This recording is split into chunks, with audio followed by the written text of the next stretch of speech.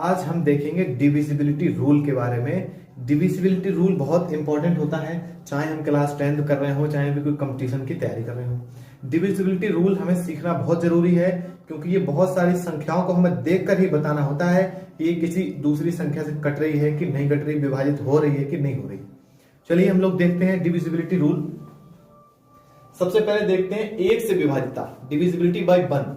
प्रत्येक संख्या कोई भी नंबर हो एक से जरूर विभाजित होता है, 100% विभाजित होता है। दूसरी आती है डिविजिबिलिटी बाय 2। जब किसी संख्या के लास्ट वाला अंक, लास्ट वाला डिजिट, अंतिम अंक 0 हो, 2 हो, 4 हो, 6 हो, 8 हो, तो जब भी किसी लास्ट का अंक या सम कह सकते हैं, जब किसी लास्ट वाली संख्या का अंक सम होता है तो वह संख्या 2 से जरूर जरूर विभाजित होती है। इसके बाद हम जो है डिविजिबिलिटी बाय 3 देखते हैं। सभी अंकों का योग 3 से विभाजित होने पर वह संख्या भी 3 से विभाजित होती है। जैसे हम देख ले रहे हैं ये एक संख्या है और हमसे पूछ लिया जाए, हमें देख के बताना है कि 3 से कटेगी या नहीं कटेगी, तो हम क्या करते हैं, इन सबका योग कर लेते हैं। ये 1 + 3 + 6 + 8, इन सबका योग करना है तो 4 6 10 8 18 हो जाएगा, और 18 3 से कट जाता है, इसका मतलब ये पूरी संख्या 3 से कट जाएगी। इस तरह से हमें 3 की डिविजिबिलिटी हम देख लेते हैं। चलिए आते हैं 4 पर। तो अंतिम 2 अंक 4 से विभाजित होने चाहिए। अगर कोई संख्या 4 से पूरी कट रही है तो उसके जो लास्ट के 2 अंक बचे वो 4 से कटने चाहिए। जैसे हम इसका उदाहरण ले लेते हैं, अब ये संख्या 4 से कटेगी कि नहीं कटेगी, तो इसके लास्ट वाले अंक कितना है, 52 है, तो ये हम डायरेक्ट काट सकते हैं। 4 एकम 4 बचा 1 हो गए, 4 तिया 12, यानी कि ये संख्या लास्ट वाले 2 अंक 4 से कट रहे हैं तो ये पूरी संख्या भी 4 से जरूर जरूर कट जाएगी। डिविजिबिलिटी बाय 5 सिंपल है। अंतिम अंक, लास्ट वाला जो उसका अंक होना चाहिए वो 0 या 5 होना चाहिए। 5 कट जाता है, 10 कट जाता है, 15 कट जाता है, 20 कट जाता है, 25 30, तो ये लास्ट वाला अंक जो होना चाहिए तो 0 होना चाहिए या 5 होना चाहिए, तभी वो संख्या पक्का 5 से पूरी पूरी विभाजित होती है। डिविजिबिलिटी बाय 6 में क्या है, इसमें जब कोई संख्या 2 से भी कटे और 3 से भी कटे, 2 से हम कैसे पहचानेंगे, वो तो हम देखकर ही बता सकते हैं कि लास्ट वाला अंक 2 है 4 है, तो हम डायरेक्ट बता सकते हैं 2 से कट रही नहीं कट रही। और 3 से विभाजित होने के लिए हमें देखना पड़ेगा उनके अंकों का योग 3 से कटना चाहिए। अगर लास्ट वाला अंक 2 4 6 8 इनमें से कोई हो और फिर इसके बाद वो 3 से भी कटती हो, तब वह 6 से जरूर जरूर कट जाती है। इसके बाद हम लोग देख लेते हैं डिविजिबिलिटी बाय 6।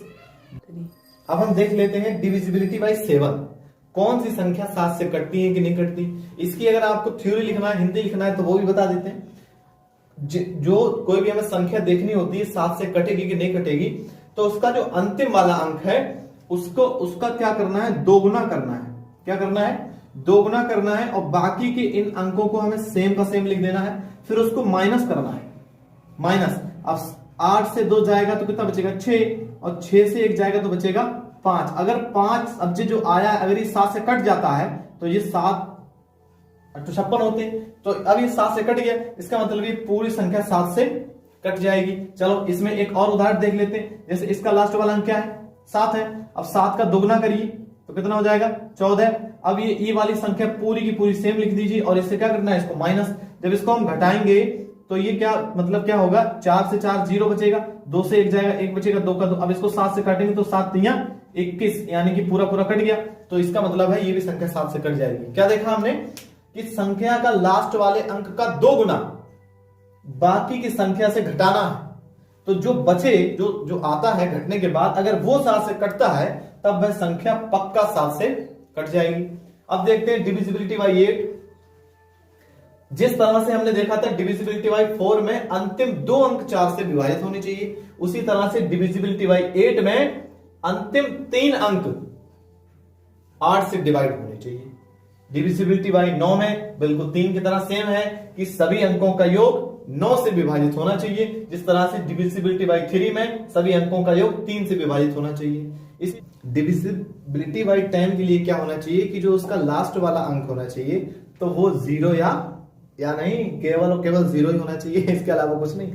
लास्ट वाला अंक जो होना चाहिए केवल 0 होगा, वही संख्या 10 से कटती है। जैसे कि जो 10 हो गया, 20 हो गया, 30 हो गया, 40 50 100 जो भी है, लास्ट का अंक कम से कम 0 होना चाहिए, एक लास्ट वाला। डिविजिबिलिटी बाय 12 अब आप सोच रहे होंगे कि 10 के बाद 12 आ गए कि गिनती तो नहीं भूल गए, ऐसा नहीं है। यहाँ पर हमने क्या किया है, 11 को हम थोड़ा कैलकुलेशन है बाद में समझेंगे, पहले 12 समझ लेते हैं, ये वाला आसान है।